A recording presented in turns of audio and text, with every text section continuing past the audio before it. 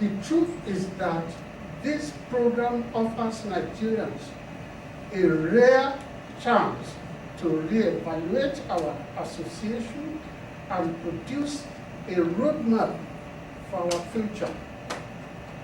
America's greatness stems from the fact that its founding fathers came together to agree on mutual terms for federating together as one nation, indivisible under God. Nigeria today has its own chance. Finally, Nigeria has the rare chance to lay to rest the ghost of its dichotomies, its divergences, its differences, and its disagreement. It is a chance to build national trust and define a glorious future for ourselves. We have always maintained that whoever brings this dream into reality will have his name written in gold. And for taking this excellent initiative, President Goodluck Jonathan has won himself a well-deserved place in history. However, the tricky part is how to manage this great initiative. This program got off to a wobbly start with the recommendation of the Presidential Advisory Committee on the National Dialogue, which made some very unattractive recommendations. For example, not only did the Senator Committee commit political blasphemy by completely excluding the option of a parliamentary system, it submitted that the resolution from the conference will be subject to ratification by the National Assembly. Such restrictions radically emasculated the credibility of the emerging conference. Meanwhile, in drawing up the final guidelines for the conference, the presidency stipulates that 492 delegates will represent Nigerians at the dialogue, and this will be appointed by the presidency, the states, political parties, and traditional institutions. How this objectionable mode of selection delegates will work remains to be seen, especially in view of the fact that some political parties have sworn to frustrate any conference organized by the president. However, the requirement that every clause has to have 75% approval before being passed and adopted is a tall order, which will unnecessarily bog down the conference and shoot down its noble intentions.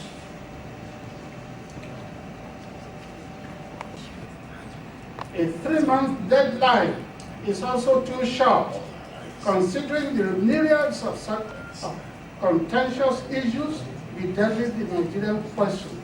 A time span of between 6 months and 1 year should be more realistic and more reasonable. Good enough, the presidency has ruled that the conference and the delegates will not be handed any list of no-go areas, except for barring any cause for the division and the dissolution of the federation, which is held as irrevocable and non-negotiable. I don't know how many of you will agree with this. When you remember that and they agreed to hold a national conference and was invited to that conference. And what they came out with was very commendable.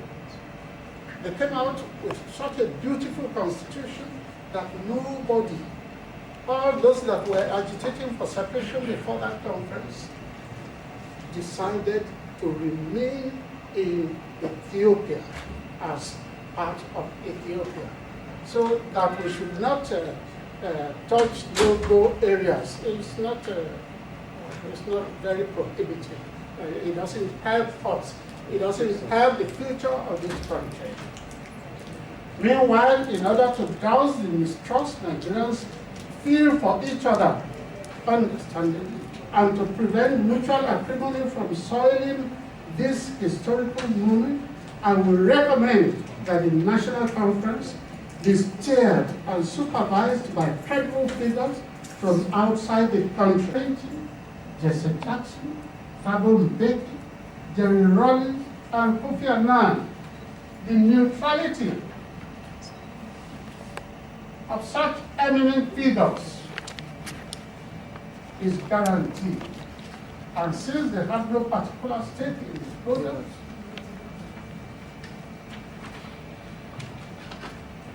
of the conference,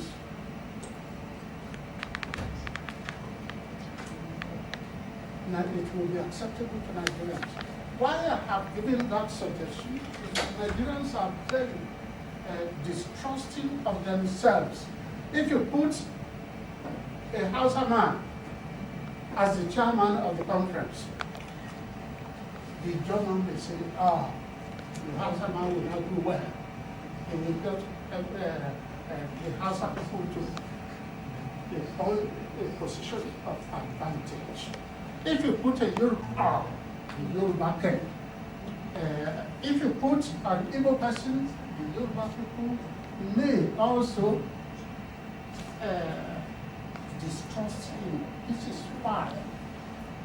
is why I have suggested that somebody who is not of the confirm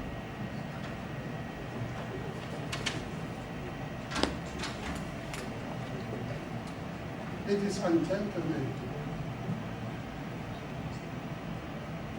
we thank the President for giving us this rare opportunity, but we should look at the defects and the deficiencies in the recommendation. Finally, there is little public good that any good leader can do without a good constitution. And the battle to get the constitution, to get that constitution, must begin with Nigerians getting credible and conscientious representatives into the national conference. I think for Nigeria to write a good constitution about which Nigerians will be proud, every ethnic nationality group must be represented. There are about 250, 280 ethnic nationality groups in Nigeria. And to write a good constitution for Nigeria, every ethnic nationality group must be represented. It is then we can claim that the constitution has been written by we Nigerians for Nigerians. We have refused to accept the Abdul Salami, yes, I think it's Abdul Salami, the 26 military men who formulated a constitution for us and recommended it and tossed it down our throat to abide by. I think this rare opportunity that has been offered us by President Ikeja should be used as probably the last opportunity by Nigeria to formulate a good constitution to run the country, and for a good constitution to run the country, every Nigerian must be proud of it. Every Nigerian must be prepared to defend that constitution with anything.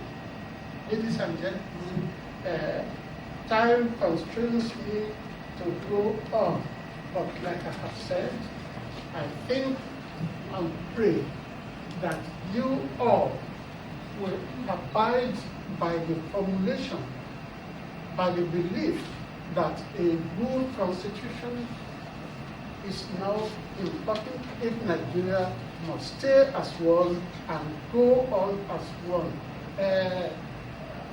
We know that many politicians have spoken against the wish to have a national conference.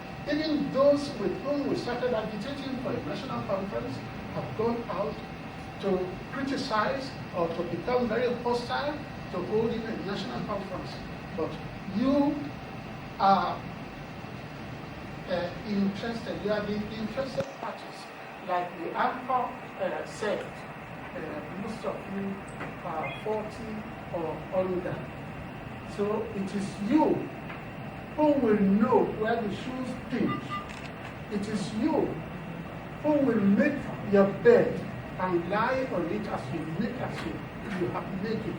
Don't rely on us who have passed through, who have ruined Nigeria, who have brought Nigeria to its present position. Please, don't allow us to misguide you. Apparently, Jonathan, the president, is your age group. So you must comply with his positive suggestions and give ourselves a good constitution. Unfortunately, I will not be there to enjoy the constitution.